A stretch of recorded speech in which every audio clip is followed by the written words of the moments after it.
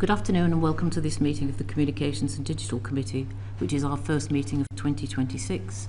My name is Baroness Barbara Keeley and I'm the chair of the committee. We will be taking evidence from two sets of witnesses this afternoon in the final sessions of our inquiry into AI and copyright. I'm very pleased to welcome our first panel, who are representing Google and Charismatic AI. And I particularly want to thank them, as other platforms we asked to attend today didn't feel able to attend. So I'm very pleased that you two are able to come and do that. Today's sessions are being broadcast live, and a transcript will be taken. Our witnesses will have the opportunity to make corrections to that transcript where necessary. Can I ask if you'd just introduce yourself to the committee, starting with you, Roxanne Carter? Of course, and thank you very much for the invitation. My name is Roxanne Carter. I work at Google in their Government Affairs and Public Policy team, and I lead on AI, copyright, news and media policy. Thank you. And Guy Gadney? Thank you. My name is Guy Gadney. I run an AI studio based in the UK called Charismatic AI, which has a generative story engine which we've developed over the last couple of years alongside partners like Channel 4, Aardman Animations, and funded by Innovate UK. I also sit as a trustee on the Story Museum in Oxford, look at literacy among kids, and on Sheffield DocFest. Thank you. Well, I want to start with our first question then, to open the discussion. And it's one that is quite key and central to all our deliberations on this committee.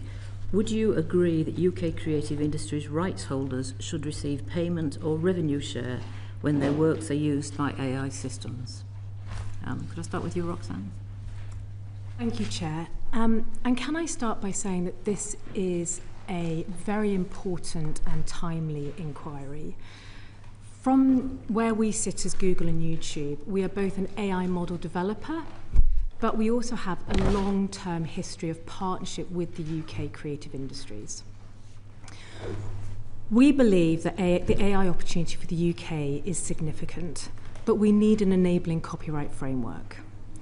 And this isn't just impacting Google and Google DeepMind, which was founded in the UK, and with cutting-edge research and development, but it will have an impact on all other markets and sectors across the economy, where we want to be developing our own AI sovereign capabilities. We also want to ensure that UK users have AI tools that speak to British identity and culture. And we also want to make sure that the UK has a role on the global stage when we're thinking about AI development. So we need Parliament to strike a balance to ensure that the UK creative industries can continue to flourish whilst also enabling AI.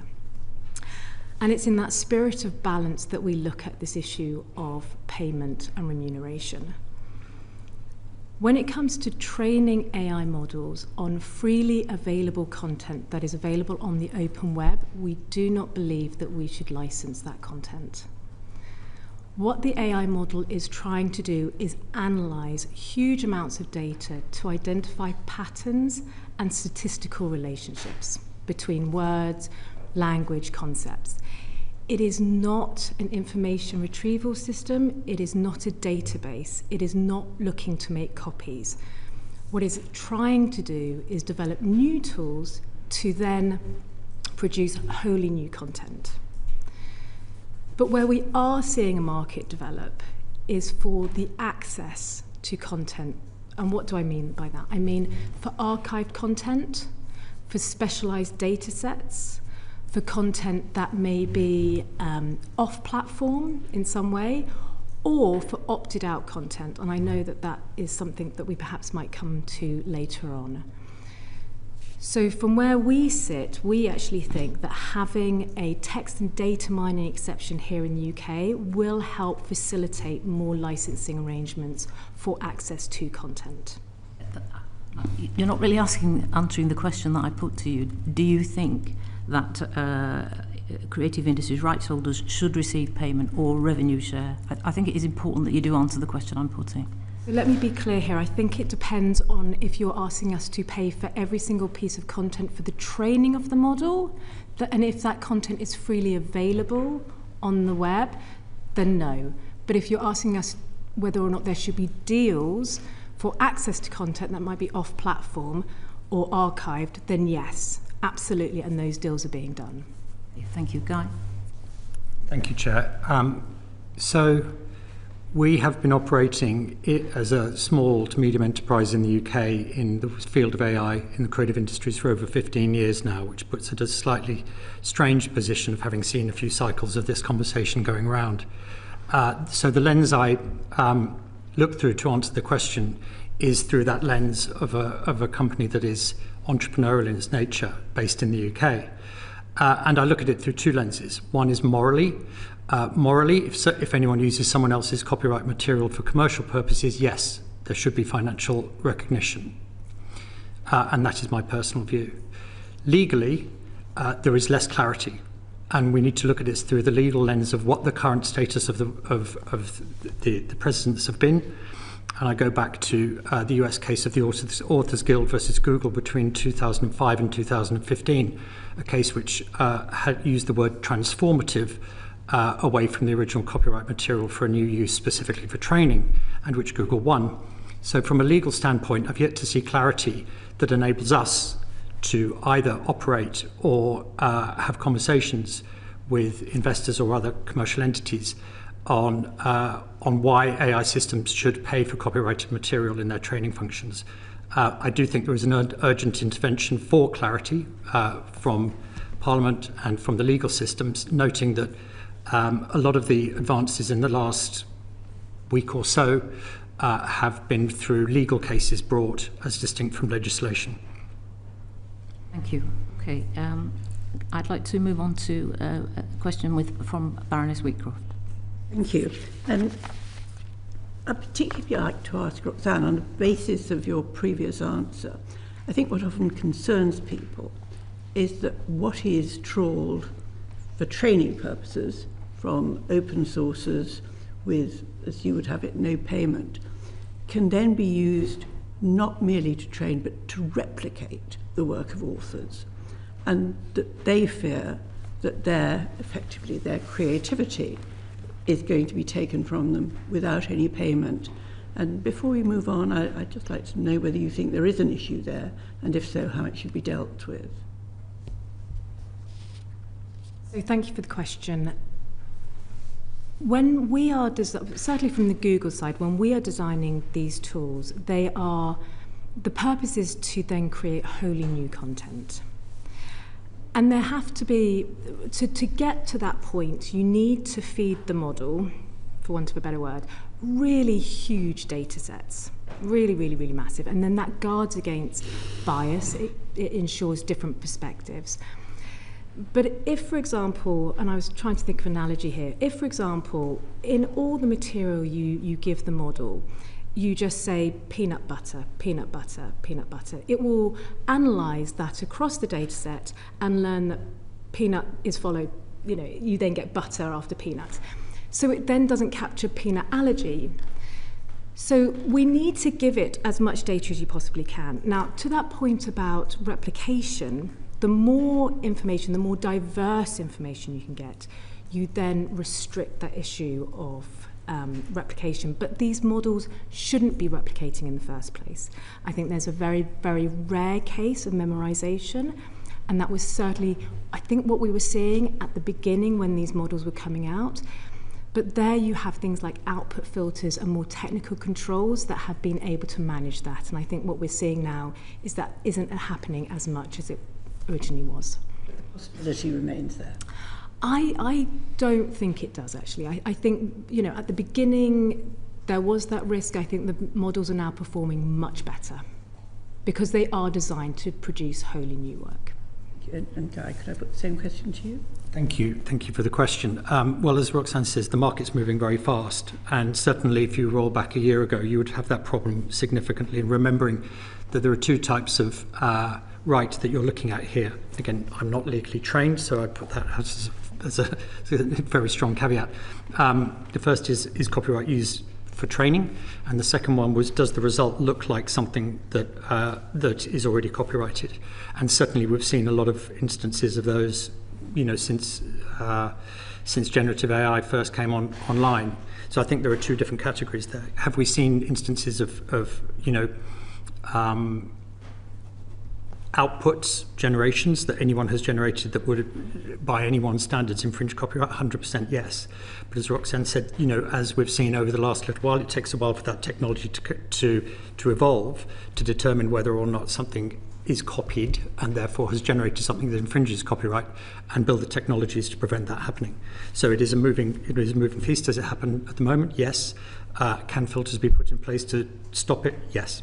And how effective is rights reservation if I really want to make sure that my rights are not infringed? Does that work at the moment?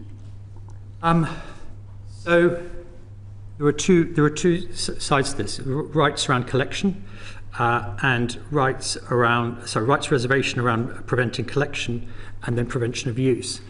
The recent case, which again was brought against resolved, which between Anthropic and the class action suit, which again was brought in the US from a law firm, actually resolved. We had two principles, as you probably know. One was around collection, and the other one was around usage, around piracy, where it, where the class action succeeded was actually around piracy. It was not around the generation.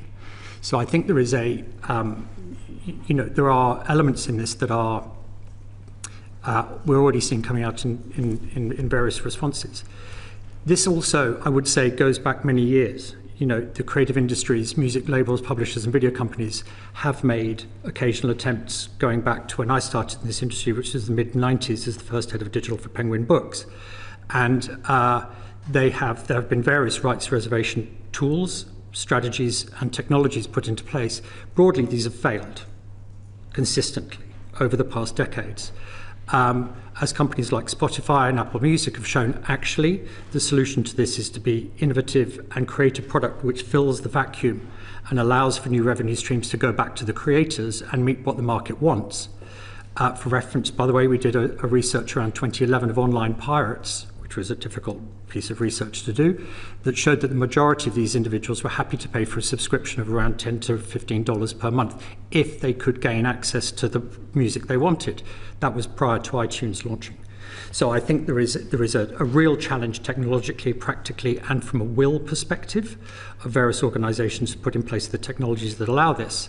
But the solution to it is also very market driven of what the audiences want at a particular moment in time. And I point as a positive example of this to the recent agreement between Disney and OpenAI, which will allow more playfulness in a broad term with the copyright that Disney owns. Thank you. And building on that, Roxanne, do you think there is more that companies could do to make sure that opt-outs effectively are effective? So we take a slightly different view. We believe that the current tools are effective. So they are built on robots.txt, which has been a standard that's well known for 30 odd years. It is simple, scalable, universally understood. The simplicity here, it is a feature, it is not a bug. And because of that, you are seeing the large media sites, for example, being able to opt out, as well as your, a small personal blogger. So we do see, in terms of having that choice and control to opt out your content from AI training, we are seeing the robots.txt mechanism as being effective, and the feedback that we've received from the ecosystem that we've been consulting with has been positive as well. There seems to be a fear that if companies do opt out, they will not appear as they should on Google search. Now, can you put their minds at rest on that? Yes, and thank you for the question, because I have watched previous sessions and I know that this has been a concern for the committee. The short answer is you can remain on search and yet still opt out of your content being used for AI training. When we were designing our generative AI tools, we launched a consultation and we spoke very widely with the web ecosystem.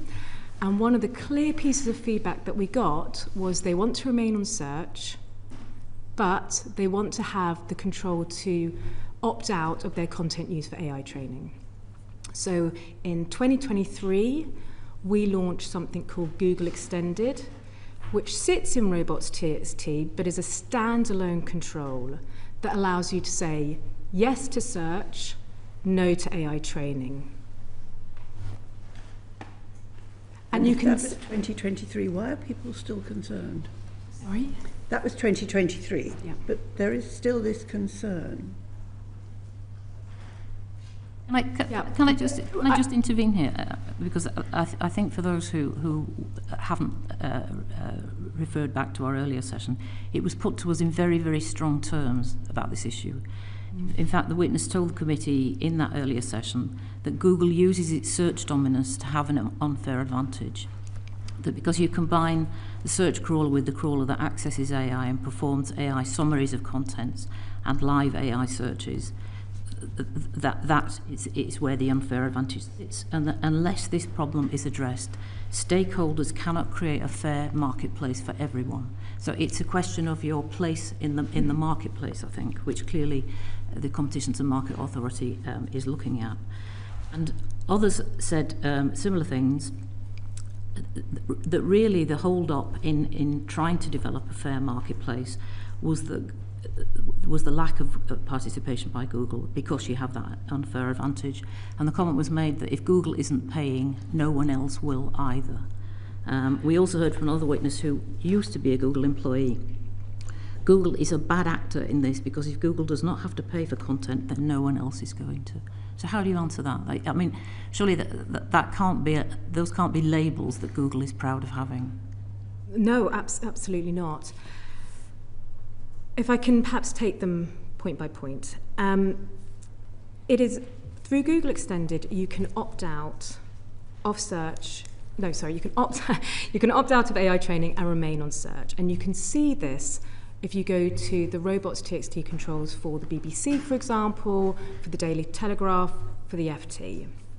What I think the panelist was getting to in the last session was about how Gen AI features are being rolled out in search. That is a slightly different issue that is being tackled by the Competition Market Authority.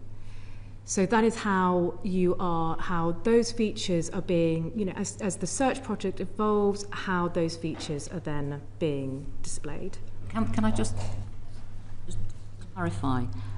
They may be able to opt out of AI training, but can they opt out of AI overviews?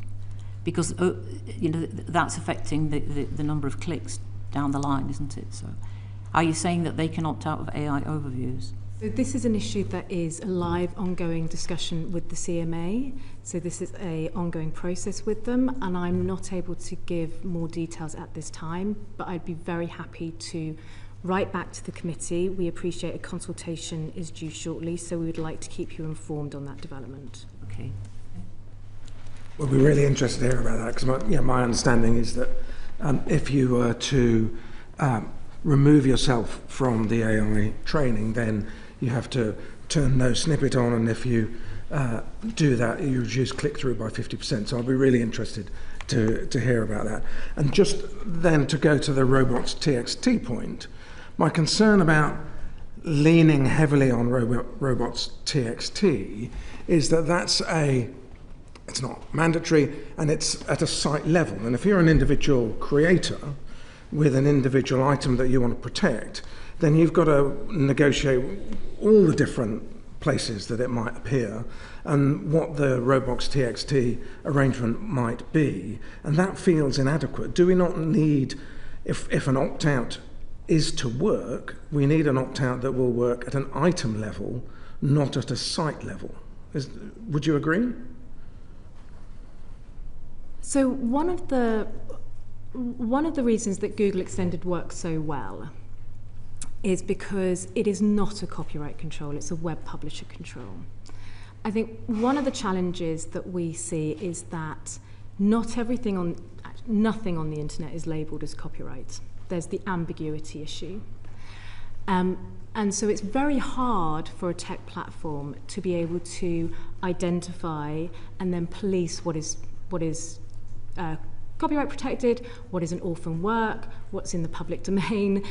So that makes it extraordinarily complicated. I think the other issue with asset level opt-outs is that it's not clear to the tech, it won't be clear to the AI model developer what is being licensed to who, under what circumstances, for what time period. So this is a huge amount of data that you would have to, for example, have in a registry, a reliable registry, which just simply doesn't exist.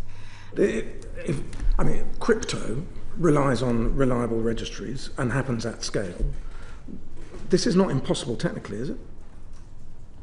I think it could be, and I do think it could be. I'll slightly push back on that, only because if I look at my experience from the broadcasting side as well as the tech, licensing is incredibly fluid.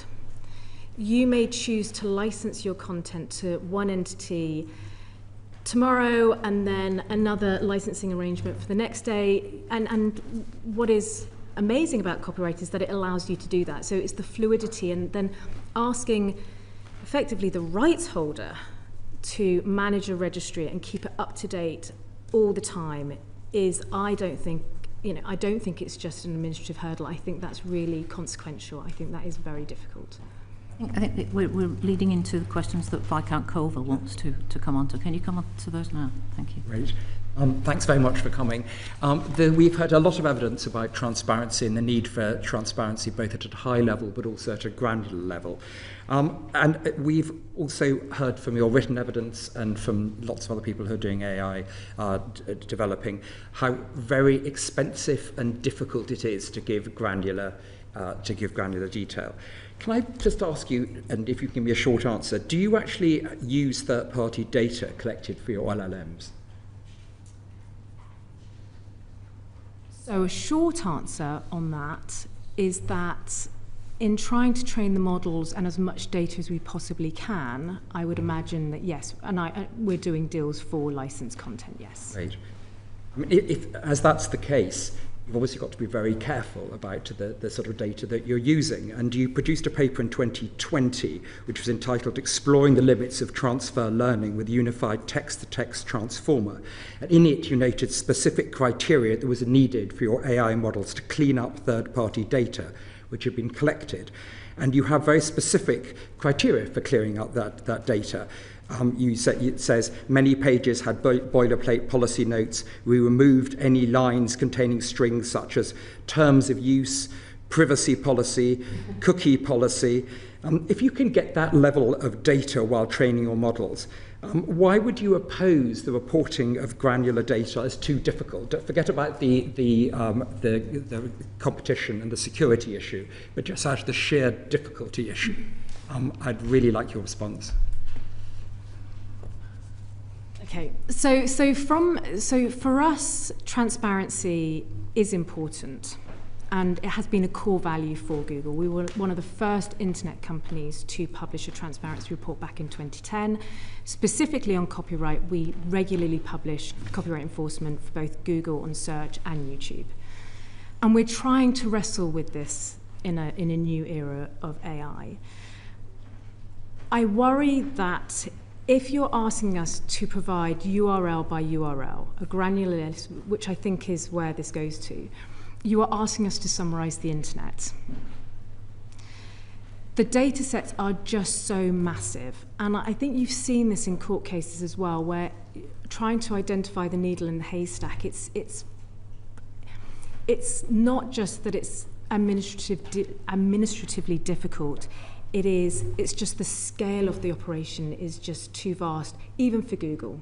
So, I quite see that it's an enormous it is an enormous operation to try and get that detail. But if you've got this third-party data collected and you're using it before you use it, deploy it in your end-user models such as Gemini, surely you need to be absolutely clear whether or not any of this stuff is to be taken from the dark web, whether there's any child or any C-spam on it. You need to have looked at a really granular level to make sure that you're cleansing that data properly, surely.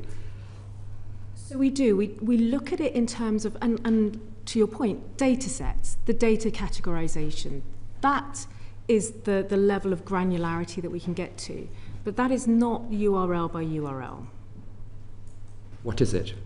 So it's the data sets. It's kind of like the bucket of, is this where is this? Is this licensed content? Is this crawled content? Is this publicly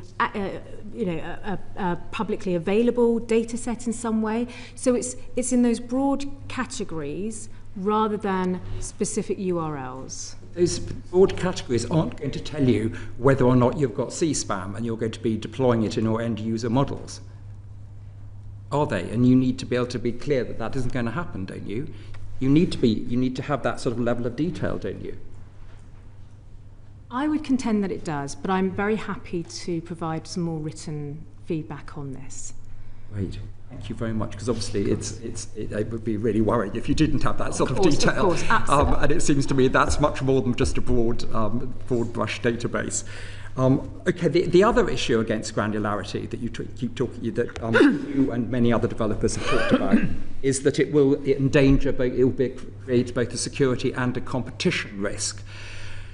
Various people have come up with ideas for how you can deal with that. But one of the things that seems to be most effective is the idea of a black box, which could be held by the regulator or could be held by the AI Safety Institute. And apparently this is done in competition law already.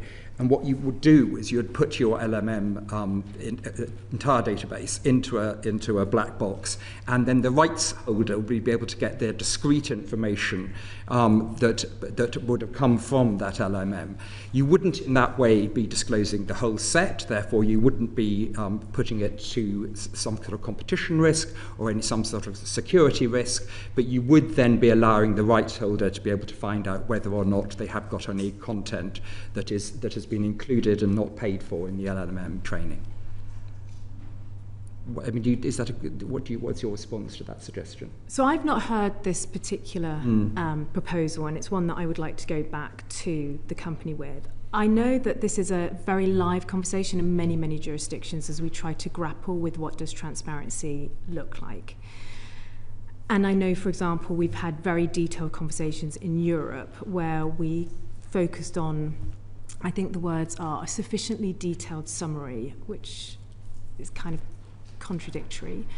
So I think finding new solutions is important and worthy of discussion, but I would like to stress that where we are seeing those transparency discussions happen, it's where a text and data mining exception already exists. And so that bigger picture of having the enabling legal framework to allow for the training is important, and then to look at the transparency solutions that might be available. I mean, you're a senior executive from Google. You haven't heard this black box suggestion. I'm quite surprised. But anyway, what is your immediate instinct? Why would that be a threat to either your security or your competitiveness? I would really need to look at the details, but happy to do so. Happy to, if you're able to provide that to me, I'd be very happy to take that back and then get back to you with more details in writing. What would happen if our recommendation was that there should be granular detail of the data collected in LLMs, and that there was then regulation put out to support that? What effect would that have on Google rolling out its models in this country? I think we'd have to see what the specific details of that are. I think, again, these are live conversations in other jurisdictions as well. It's something that we take very seriously. We want to engage constructively in debates on transparency. That was part of the reason that we signed the Code of Practice in Europe, so that we could be part of that collaborative discussion.